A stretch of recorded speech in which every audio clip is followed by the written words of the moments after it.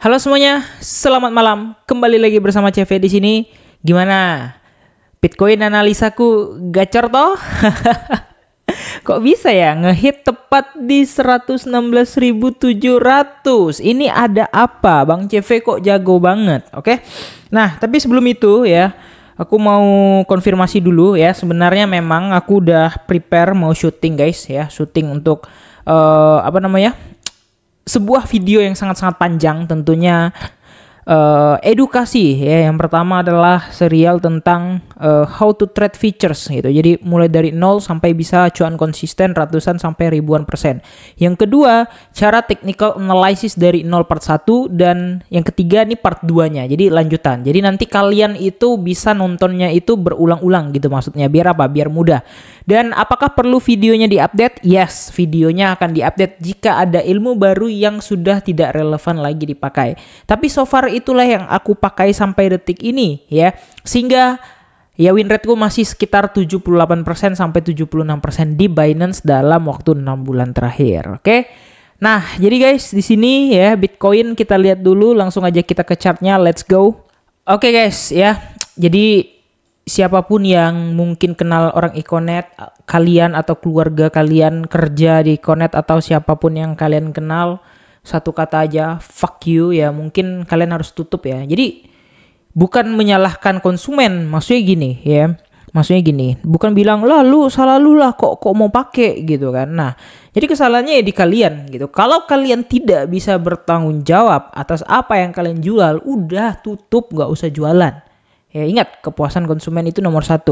Kenapa lu nggak ganti? Udah mau ganti guys, cuman aku kayak ngerasa rugi banget ya. Bayar waktu itu, bener-bener bayarnya itu 6 bulan dan menurut aku itu mahal banget untuk wifi.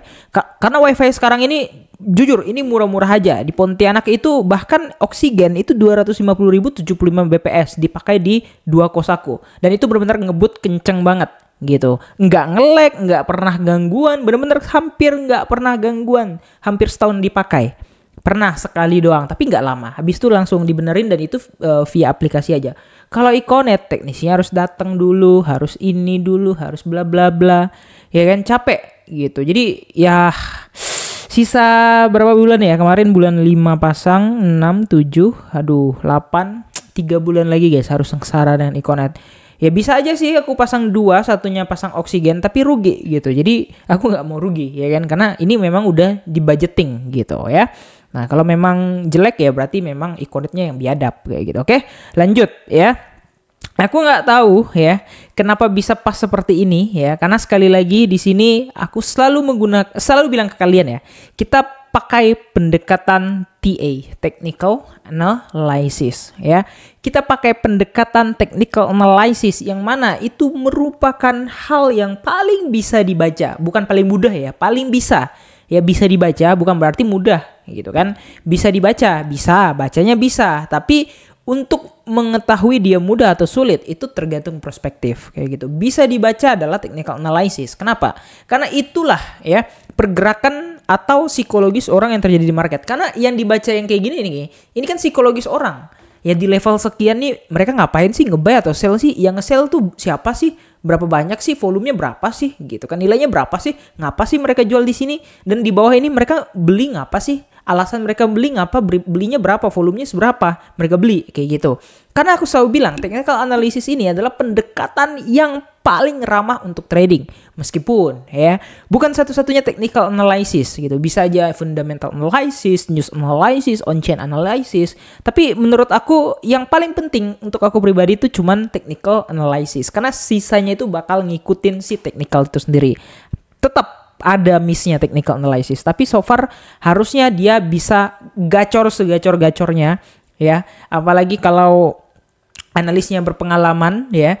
Nah ini contohnya, ini bukan aku sombong ya, karena memang benar, dan kalian lihat setiap aku gambar, kalian lihat, dan kita gambar selalu live, dan benar BTC selalu sana. Nah coba kalian hitung aja, setiap aku buat video ya, dari 10 video aku buat analisa Bitcoin, kalian cari aja.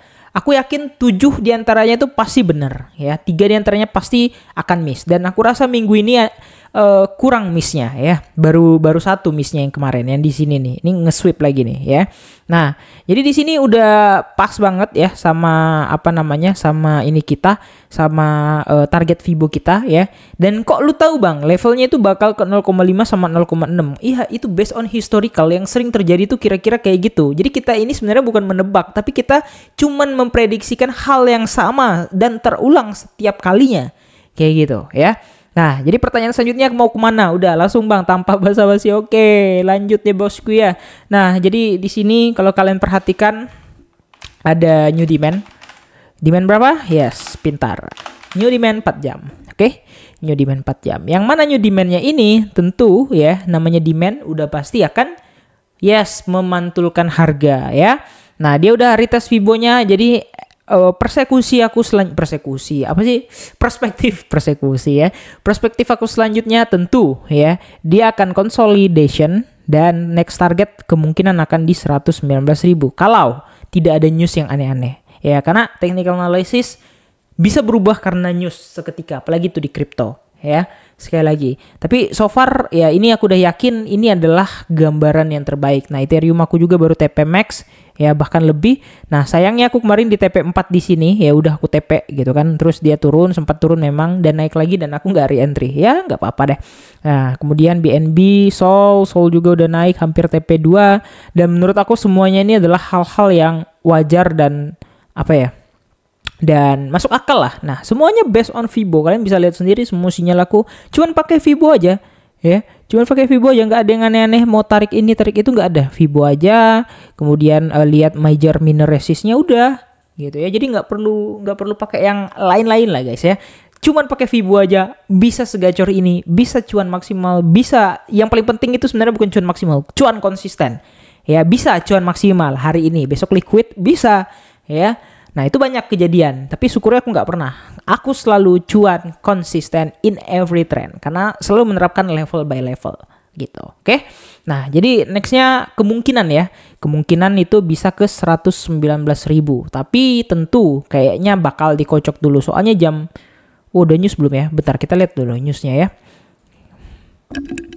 Sorry guys, kita lupa sama newsnya. Kita lihat dulu, oke? Kita lihat dulu sama-sama. Hari ini newsnya kita buka ke jam 7 ya. Oke, kita lihat dulu newsnya hari ini. Waduh, jam berapa? 19.30 ya. Ini ya. Wow, keluar ya. Kalian bisa lihat tentu ya di sini ya. Newsnya udah keluar. Gila. Bulan lalu itu 219. Diprediksikan 221, naik sampai ke 226 yang artinya adalah bad for USD dan harusnya ini good for crypto. Ya, kita lihat dulu ya. XO apakah langsung terbang, masih spike dan harusnya memang mengarah ke atas.